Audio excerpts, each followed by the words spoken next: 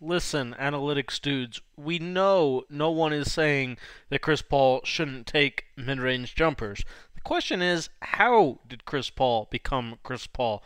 As you can see, this is a typical analytic thread from Andy Glockner here. You know, the snarky, it's worth 1.29 points per attempt, that's pretty good, blah, blah, blah. The issue is most players don't shoot nearly well enough, blah, blah, blah. Correct. So, yes, we know the analytics people have no problem with Durant, CP3, so on and so forth, taking mid-range jumpers. The question, again, is how did Chris Paul get to this point in the first place? The answer is that he was allowed to fail, allowed to take mid-range shots his whole career, allowed to develop this shot. Again, the question isn't about Chris Paul and him being allowed to do this time and time again. It's about how do we develop the future?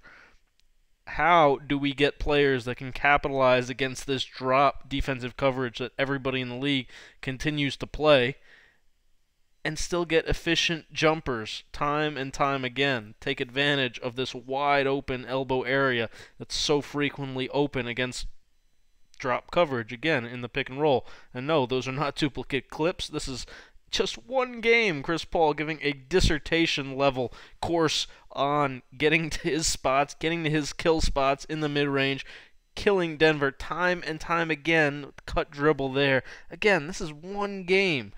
Look how many wide open shots they continue to give him in the mid-range time and time again. This is what NBA defenses are programmed to allow. That's the more amazing part. Ja Morant is great, but what if Memphis let him take mid-range jumpers, grow that part of his game? Why is Giannis chucking up 10 threes a game in the playoffs when mastering the mid-post could make him 10 times more deadly? And this question, again, is about Giannis and his development.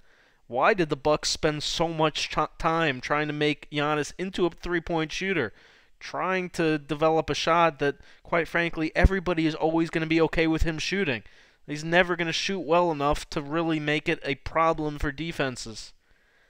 Do we let LaMelo Ball just be a perennial 35-ish% three-point shooter who nails some and bricks a whole bunch of others?